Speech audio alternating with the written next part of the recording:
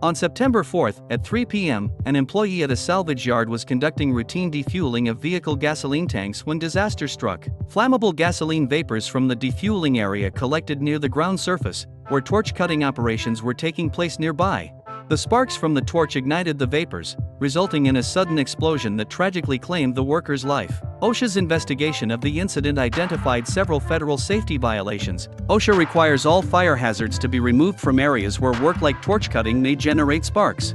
In this case, the employer failed to ensure the work area was free from such hazards, exposing employees to a highly combustible environment. OSHA also found that the employer allowed torch cutting in an area where gasoline vapors were present, a clear violation of safety standards for work performed near flammable vapors. This decision greatly increased the likelihood of ignition and highlighted the employer's lack of adequate safety planning. On the afternoon of November 25, at around 1:30 p.m., a construction worker was performing routine tasks on the 7th floor of a high-rise building under construction. The worker was assigned to spray water onto concrete columns beneath the temporary framework built to support a substantial concrete pour on that floor. Tragically, the poured concrete weighed significantly more than the shoring system could handle. Without warning, the framework buckled under the weight, and the 7th floor collapsed, sending tons of wet concrete down onto the employee below, who was immediately and fatally crushed. Following the incident, OSHA conducted a thorough investigation and identified multiple safety violations. OSHA regulations stipulate that all concrete formwork must be designed, erected, supported, and maintained to withstand any reasonably expected vertical or lateral loads. Unfortunately, the formwork in this case was not built to endure the actual weight of the poured concrete, resulting in a fatal structural failure. On the afternoon of September 20th, at 2 p.m., an employee was tasked with draining residual brine water from an 8-foot deep, 10,000-gallon fiberglass tank previously used to store gasoline. However, after entering the tank, the worker began operating a power drill, which caused sparks that ignited lingering gasoline fumes. The explosion that followed completely engulfed the worker, fatally burning them. OSHA's investigation revealed that the incident stemmed from a series of critical oversights in fire protection and confined space safety protocols. Chief among these was the absence of a forced air ventilation system, which could have removed the hazardous fumes before work began. The employer also failed to perform the required atmospheric testing to confirm that the environment within the tank was safe to enter. Adequate fire protection in confined spaces is essential, particularly when flammable materials may be present.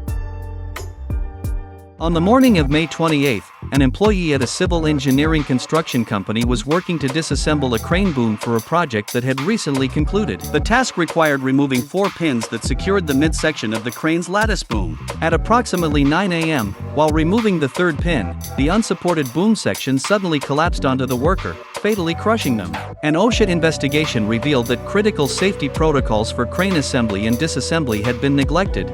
The worker removed pins from the crane's boom section without using blocking or cribbing to secure the components and prevent collapse. OSHA safety standards explicitly prohibit workers from positioning themselves directly beneath crane components, such as the boom, jib, or lattice, when removing pins or similar devices. Blocking or cribbing provides essential structural support, ensuring that crane sections remain stable during assembly and disassembly. The absence of these safety measures allowed the boom section to fall, resulting in the fatal crushing injury. This devastating incident underscores the critical importance of adhering to OSHA safety standards for assembling and disassembling cranes. On the morning of July 7, at around 11 a.m., workers were attempting to remove a 24-inch rubber plug from a sewer pipe located within a 24-foot deep wet well. The crew first attempted to pull the plug using an attached nylon rope, but due to pressure caused by wastewater entering the well, the plug was wedged tightly into a T-shaped fitting. Without performing any atmospheric testing, one employee climbed down into the well with a crowbar to manually dislodge the plug, unaware of potentially hazardous gases that could be present. After struggling to remove the plug, the employee attempted to climb back up the ladder just 2 feet from the surface. However, the worker lost consciousness and fell back into the well.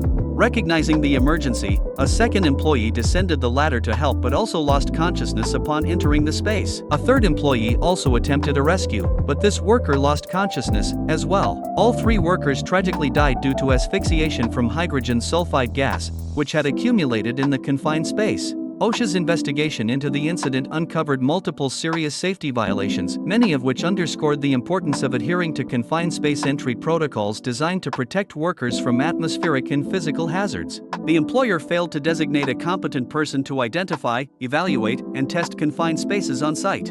A competent person could have recognized the permit-required confined space, assessed potential hazards, and ensured that it was safe before allowing workers to enter. Had this evaluation been conducted, the employer might have identified the potential presence of hydrogen sulfide gas and other atmospheric hazards in the wet well.